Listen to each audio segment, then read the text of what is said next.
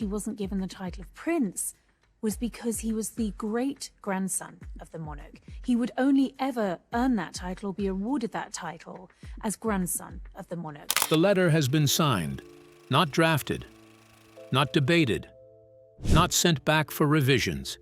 Signed, and somewhere inside the walls of Buckingham Palace, walls that have witnessed coronations, wars, abdications, and scandals that shook the entire world, a decision has been made about two children who have never once asked to be at the center of any of this.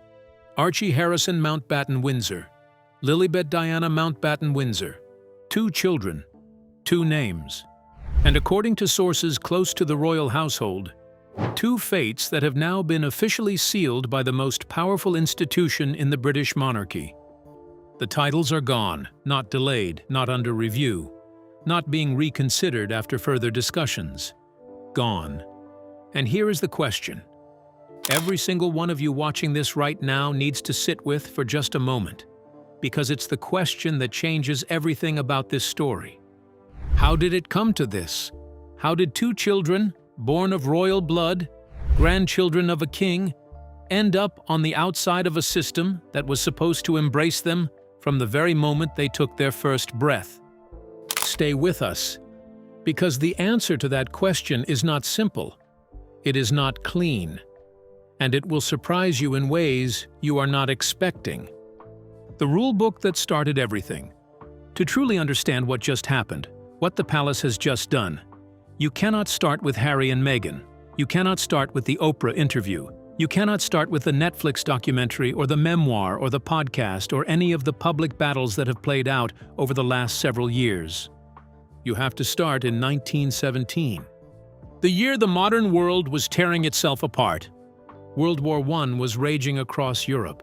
Empires that had stood for centuries were crumbling overnight.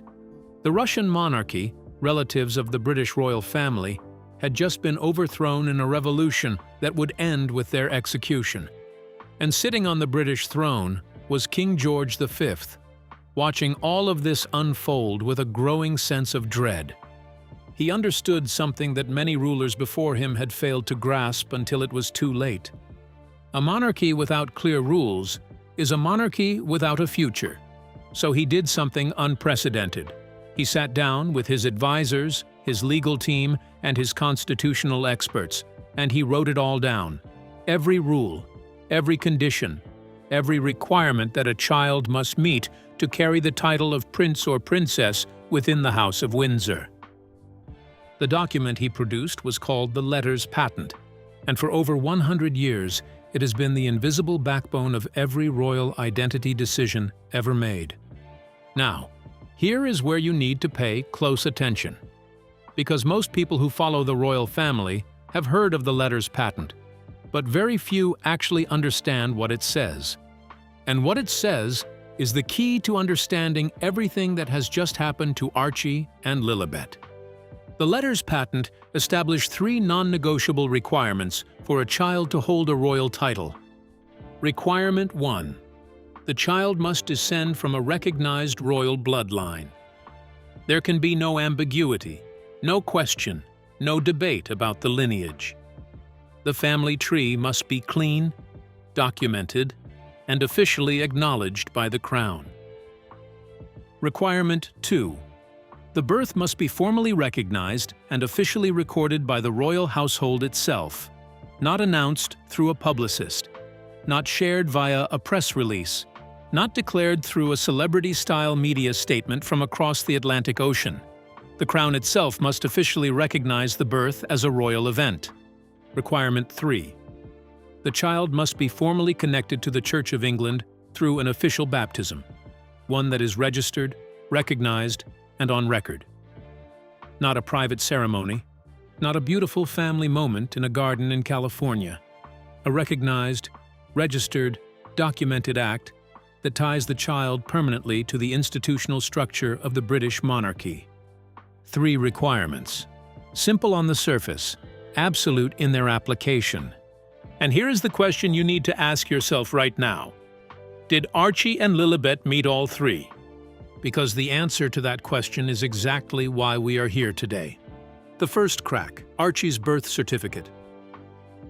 Welcome to the royal family, Archie Harrison, Mountbatten-Windsor. When Archie Harrison was born on the 6th of May, 2019, the world celebrated. There were smiling photographs, there were royal well-wishers, there was genuine joy in the streets and genuine excitement from a global audience that had watched Harry and Meghan's fairy tale wedding just a year before and needed to believe the story was still beautiful.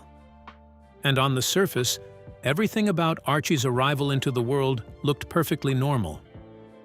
He was born in the United Kingdom. He was announced in the traditional manner. His parents stood proudly before the cameras. His grandfather, the then Prince of Wales, beamed with pride. His great-grandmother, the late Queen Elizabeth II, met him with that unmistakable warmth that she reserved for moments that truly mattered to her. Everything was in order, or at least, everything appeared to be in order. Because inside the paperwork, inside the one document designed to protect a royal child's identity forever, the birth certificate, something quietly happened that would send shockwaves through the palace establishment for years to come. Archie's birth certificate initially recorded his mother's name the way any standard legal document would. Rachel Meghan Markle, her full legal name. Accurate, appropriate, normal.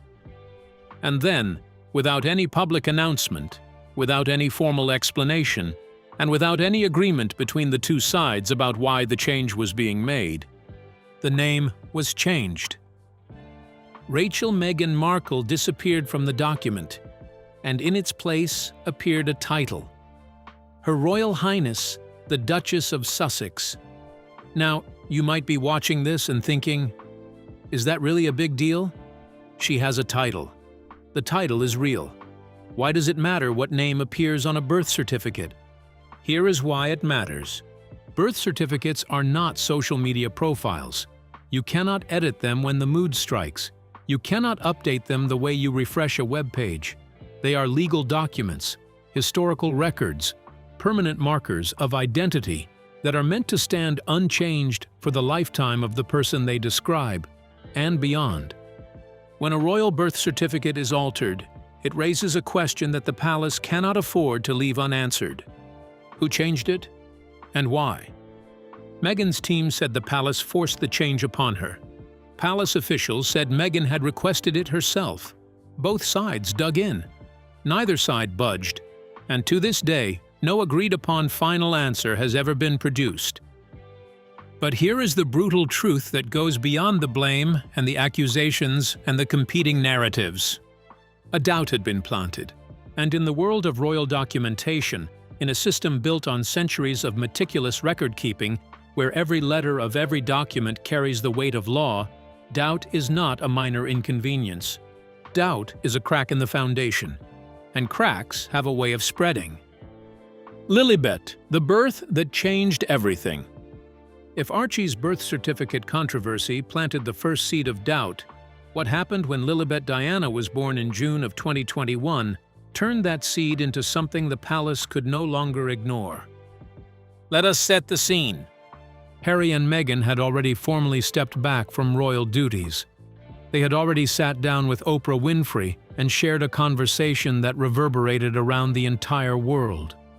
They were already living in Montecito, California, thousands of miles from Buckingham Palace, thousands of miles from the Church of England, thousands of miles from the institutional structures that had governed royal life for over a century. When Lilibet was born, the world once again turned its attention to the Sussex household. And the palace watched. It watched for the things it had always seen: the official announcement from the royal household, the formal recognition from the crown, the photographs taken in that distinctly royal manner that communicates without words. This child is one of us. This child belongs to this history. None of it came. What came instead was a cheerful press release, a warm and loving statement from Harry and Meghan's communications team, a modern, accessible, social media-friendly announcement that felt completely at home in 2021. And completely foreign to a family whose records stretch back centuries. There was no royal seal, There was no palace confirmation. There was no official crown witness, no royal doctor listed, no formal documentation flowing back through the channels that had received every single royal birth announcement for over 100 years. The palace received the news the same way the rest of the world did, through a press release. And ask yourself, what does that tell you? Think about what you know of how institutions work. Think about what it means when a centuries-old organization, famous for its precision and its obsession with procedure, is left out of a moment it has always been central to. Think about what it communicates, not just logistically, but symbolically, when a royal birth is announced without the crown's involvement. To the public, it looked like a geographical difference.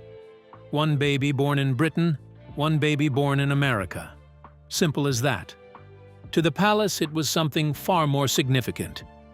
It was the first time in the modern era that a child connected to the Windsor family had entered the world without being formally claimed by the crown.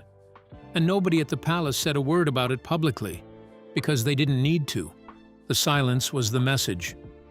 The baptism that wasn't, at least not on paper. Now let us talk about something that most royal commentators gloss over when they discuss Archie and Lilibet's situation, because it is arguably the most legally significant piece of this entire story. The baptism.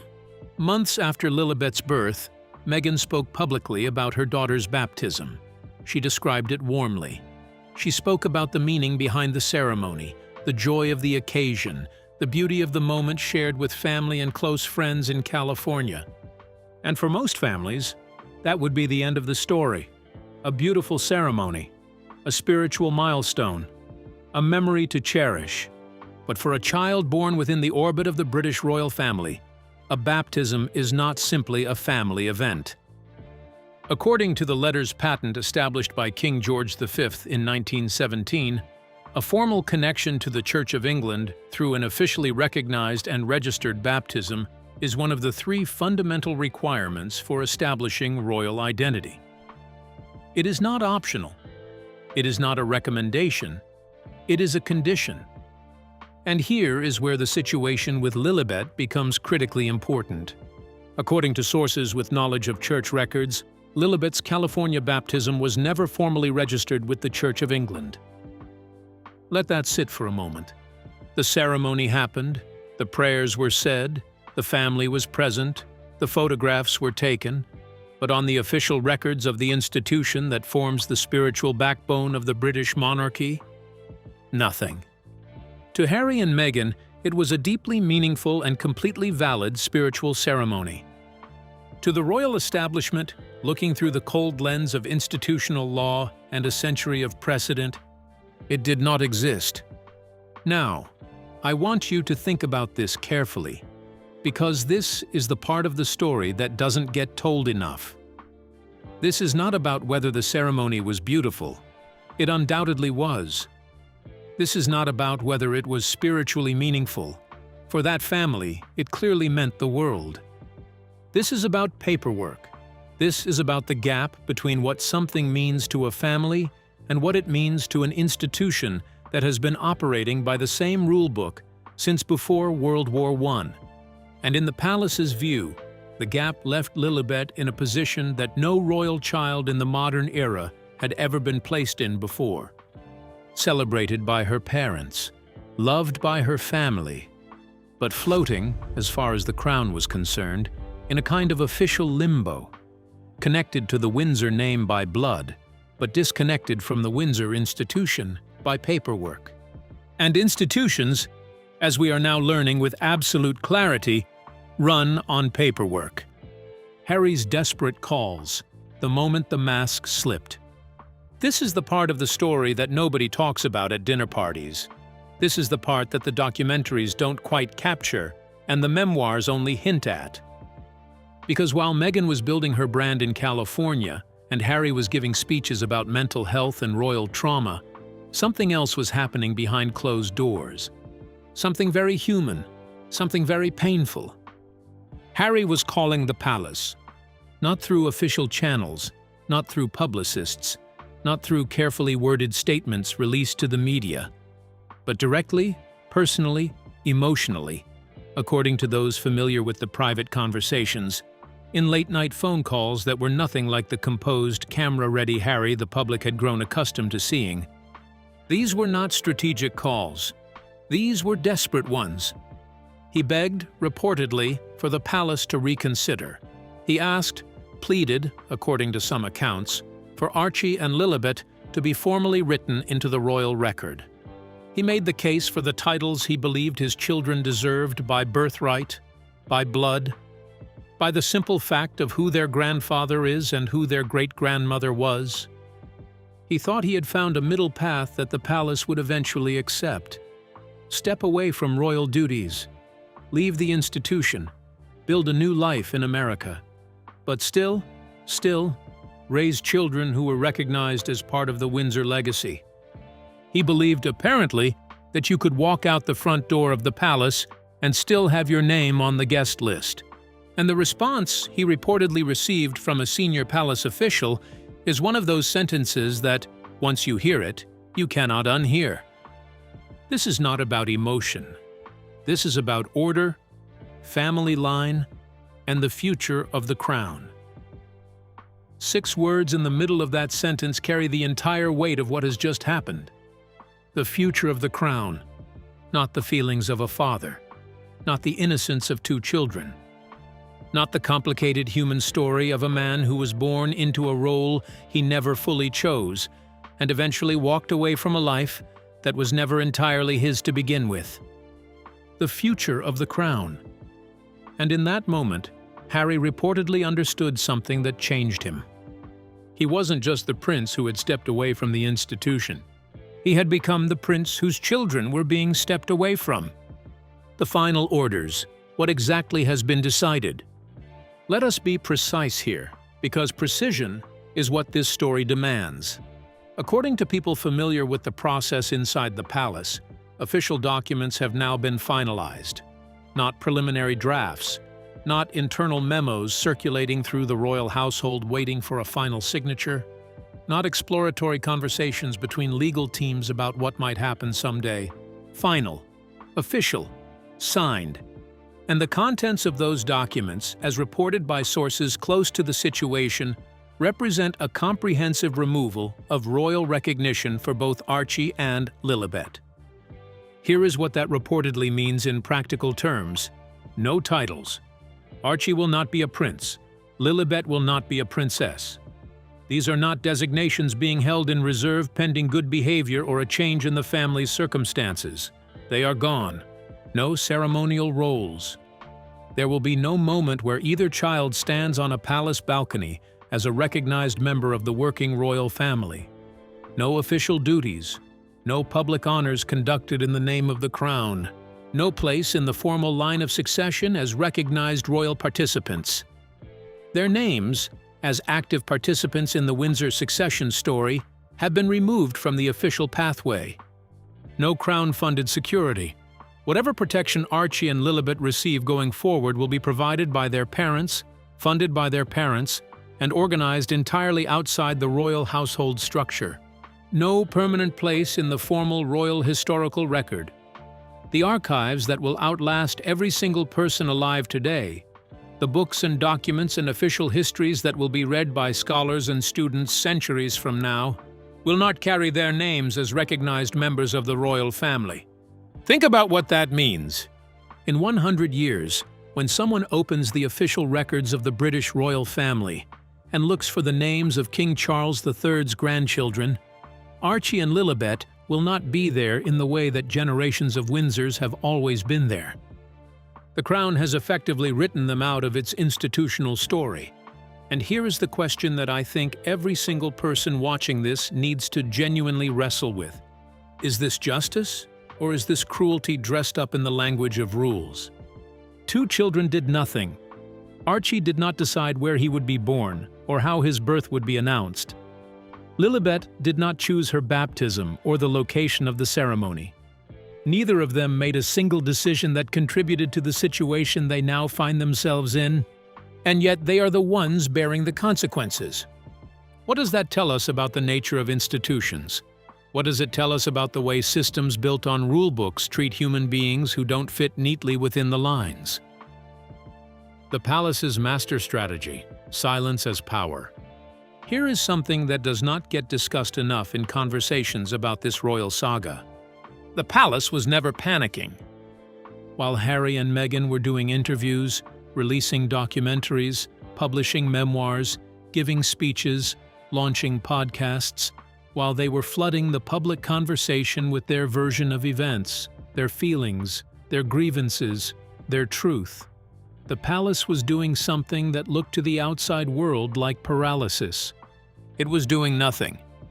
No response to the Oprah interview, no rebuttal to the Netflix documentary, no official royal statement addressing the specific claims made in the memoir, no palace spokesperson stepping up to a podium and systematically dismantling the narrative being built across the Atlantic. And millions of people watching this drama unfold interpreted that silence as weakness, as fear, as an institution that didn't know how to respond to the modern media environment and was simply overwhelmed by the sophistication of Harry and Meghan's public relations operation. They were wrong. The silence was not weakness, it was strategy. It was patience of a kind that only institutions with centuries of practice can truly achieve. Because the palace understood something about the nature of power that most people in the modern media age have forgotten entirely. Noise is temporary. Documents are permanent. You can give 1,000 interviews and those interviews will eventually be forgotten. The headlines will fade. The podcasts will be buried under newer content. The documentaries will disappear behind the next wave of streaming content demanding your attention. But a signed document? A formal decision made through official institutional channels? A legal determination about royal titles and succession records? That lasts forever. And while Harry and Meghan were making noise, justified or not, valid or not, emotionally resonant or not, the palace was quietly, methodically, patiently building the paper trail that would eventually result in the decision we are discussing today. The Crown did not respond to the storm. It waited for the storm to exhaust itself, and then it acted. Cold, precise, final. What happens now? The road ahead for Archie and Lilibet. This is the part of the story where we have to step back from the institution and think about two real human beings who are right now growing up in Montecito, California, completely unaware of the full weight of what has just been decided about them. Archie is 6 years old. Lilibet is 4. They are children. They are loved. They have two parents who, whatever their relationship with the British monarchy, clearly adore them and are working every day to give them a full and meaningful life. And in many ways, their daily existence is probably wonderful. Beautiful home, warm family, devoted parents, a life lived outside the suffocating protocols and pressures that Harry himself has said made his own childhood so difficult. In that sense, some would argue, perhaps this is not a tragedy for Archie and Lilibet. Perhaps being removed from the royal institution is the greatest gift their parents could have inadvertently given them. But, and this is a significant but, there will come a day, and it is not far away, when Archie and Lilibet will be old enough to understand. Old enough to search their own names and find this story. Old enough to read the documents and understand what was decided about them before they had any voice in the matter. Old enough to look at the official records of the royal family they are connected to by blood and notice that their names are absent. What does a child do with that? How does a child reconcile the knowledge that they were, in effect, found to be outside the family that their very DNA connects them to? That is not a question anyone inside Buckingham Palace is currently losing sleep over. But it is a question that Archie and Lilibet will one day have to find their own answer to. And it is the most human part of a story that has, for far too long, been discussed almost entirely in institutional and legal and political terms. The wider implications, what this means for the monarchy. Let us zoom out for a moment, because this story is not just about Harry and Meghan and their children. It is about the British monarchy itself, and what this decision tells us about how the institution intends to operate going forward. King Charles III is not a young man. He came to the throne later in life than any British monarch in history. He is navigating a monarchy that is smaller, leaner, and under more scrutiny than at any point in the last century. He is trying to modernize an institution while simultaneously protecting its traditions. He is trying to stay relevant to a younger generation that increasingly questions whether the monarchy has a place in the 21st century. And he has just signed off, directly or indirectly, on a decision that removes his own grandchildren from the official royal record. Think about that for a moment. A grandfather, a king, his son's children, gone from the books. What does that decision communicate to the world about the priorities of the current monarchy? What does it say about what Charles values more, family or institution, blood or rulebook?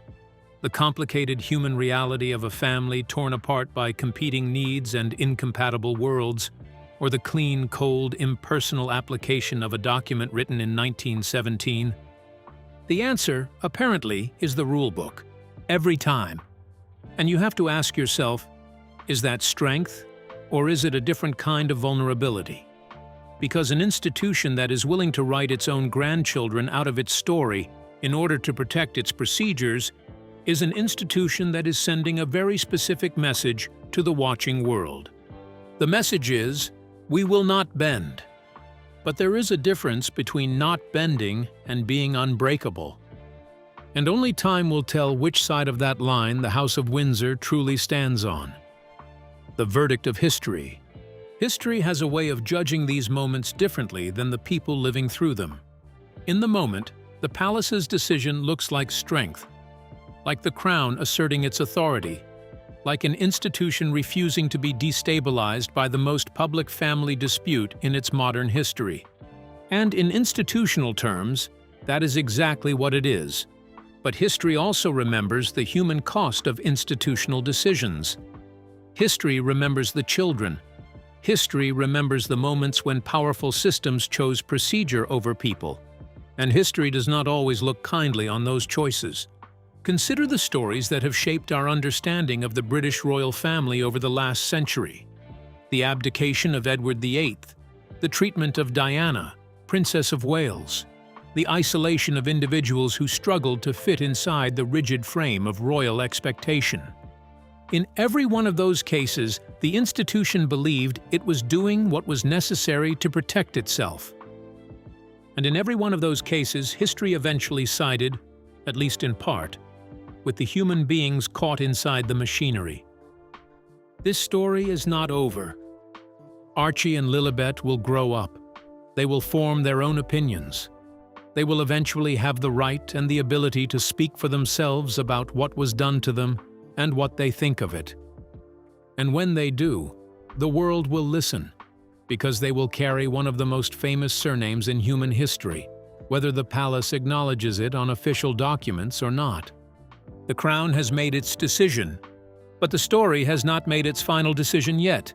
So here we are, official documents signed, titles removed, two children's connections to centuries of royal history formally severed by a decision they had no part in making. The palace used silence as its weapon and patience as its strategy, and an old rule book as its justification. And the result is a situation that manages to be simultaneously completely understandable from an institutional perspective and completely heartbreaking from a human one. The rules exist for a reason. Institutions require consistency to survive. A monarchy that bends its own foundational documents whenever circumstances become inconvenient is a monarchy that will not be around for very long. All of that is true. And also true is this. Two children are growing up with their names absent from a history they were born into. Two children will one day read these stories and understand that before they were old enough to speak, a decision was made about who they were allowed to be. That tension between the clean logic of institutions and the messy reality of human lives is what makes this story impossible to simply dismiss. Before we close, I want to ask you directly, because your perspective matters here. Do you think the palace made the right decision? Do you believe that rules, even rules written over a century ago, should be applied without exception, regardless of the human cost? Or do you think there was another way, a more compassionate way, a more modern way, to handle a situation that the people who wrote the letters patent in 1917 could never have imagined? Leave your thoughts in the comments below. Because this conversation, the real conversation about what this means, not just for Harry and Meghan, but for the institution of monarchy itself, is one that deserves to be had with honesty, with nuance, and without the kind of tribal loyalty that turns complex human stories into simple good versus evil narratives. The palace has spoken. The documents are signed, and Archie and Lilibet, somewhere in sunny California, are playing and laughing and growing up, completely unaware that the most powerful institution in the British world has just decided, quietly, finally, and officially, that the pages of royal history will not carry their names. The silence is the answer, the absence is the punishment, and the decision, once made, is forever.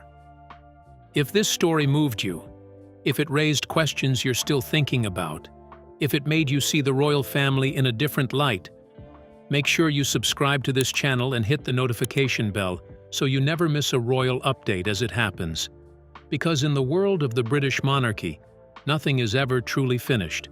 There is always more to know, more to understand, and more to come.